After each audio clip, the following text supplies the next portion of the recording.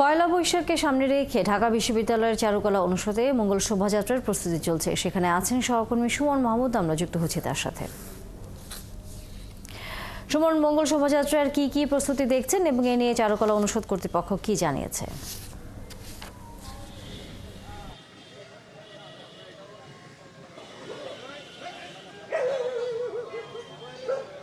তানিয়া, আপনাকে ধন্যবাদ। তানিয়া, জানেন যে আর মাত্র এক সপ্তাহ বাকি 1432 বর্ষকে বরণ করে নেওয়ার জন্য আসলে চারুকলা অনুষদের যারা আছেন তারা আসলে প্রস্তুতি গ্রহণ করছেন। আমি এই মুহূর্তে আসলে চারুকলা অনুষদের যেই মাঠ রয়েছে সেই মাঠে অবস্থান করছি। সেখানে আমার পিছনে যদি আমি একটু দেখাই, সেখানে কিন্তু কর্মযজ্ঞ চলছে। সেখানে কাঠ দিয়ে স্ট্রাকচার তৈরি করে সেখানে বাঁশ দিয়ে সেই স্ট্রাকচারকে অবয়ব দেওয়া হচ্ছে।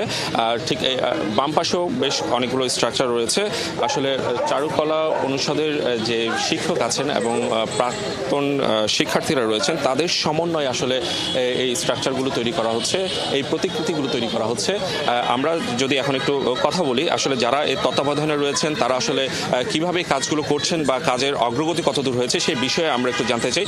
ভাই, একটু বলবেন যে এই যে প্রতিকৃতিটা তৈরি করা হচ্ছে বা নববর্ষকে বরণ করার জন্য আসলে চারুকলা অনুষদ কি কাজ করছে এবং আপনাদের প্রস্তুতিটা কেমন আছে?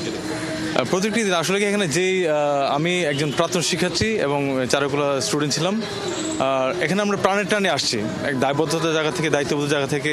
এখানে সবার জাতি ধর্ম বর্ণ নির্বিশেষে সবার সম্মিলিত প্রয়াসে কিন্তু কাজটি হচ্ছে এবং আমাদের ডিন মহোদয় বলেছে কিন্তু আমরা কিন্তু এখানে দেখেন একটু আগে চলে গেল সিনিয়র জুনিয়র এবং নবীন প্রবীণ সবাই মিলিত প্রচেষ্টায় কাজগুলো হচ্ছে।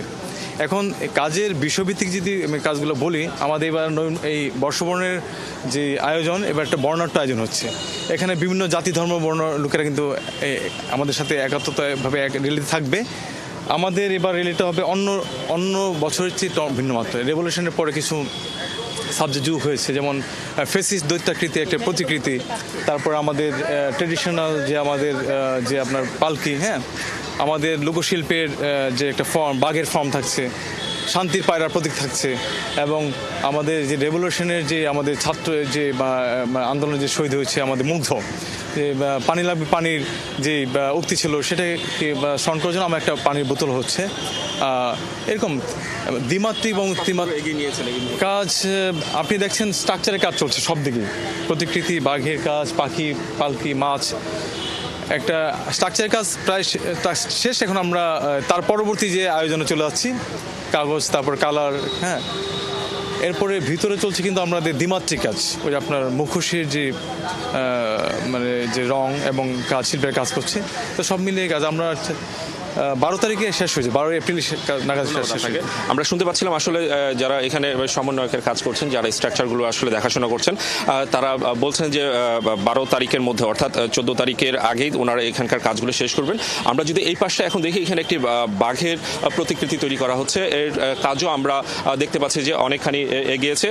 যিনি এটার আসলে দায়িত্বে আছেন তার সঙ্গে আমরা একটু কথা বলতে চাই যে আসলে এই যে বাঘের যে প্রতিকৃতিটা আপনারা তৈরি করেছেন, এটা আসলে কত কাজ শেষ হয়েছে এবং কত দিনের মধ্যে আপনারা এটা শেষ করতে পারবেন? আমাদের বাঘের যে প্রতিকৃতিটা দেখতে পাচ্ছেন, আমরা আশাবাদী যে আমাদের বাঁশ চটার কাজটা আজকের মধ্যে শেষ হয়ে যাবে।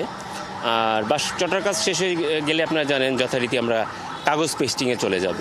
তো কাগজ পেস্টিং করে আমরা এটা একটু অলঙ্করণের ব্যাপার থাকবে। তো সব মিলাই আমাদের এবারে প্রত্যাশা 12 তারিখের মধ্যেই যেন আমরা এটা শেষ করে ফেলতে পারি। ধন্যবাদ আপনাকে। আমরা শুনলাম যে এখানে যে স্ট্রাকচারটি আছে সেটি আসলে 12 তারিখের মধ্যে শেষ হবে। আমরা যদি একটু বাম পাশের দিকে যাই, সেখানে আমাদের যে লোকজ ঐতিহ্য রয়েছে পালকি, সেই পালকিটি আসলে এখানে রয়েছে। পালকিটির আসলে অবয়ব ইতিমধ্যে তৈরি করা হয়ে গেছে। সুমন মাহমুদ, অসংখ্য ধন্যবাদ। চারুকলায় মঙ্গল শোভাযাত্রার যে প্রস্তুতি চলছে সে খবর আমরা আপনার কাছ থেকে জানছিলাম।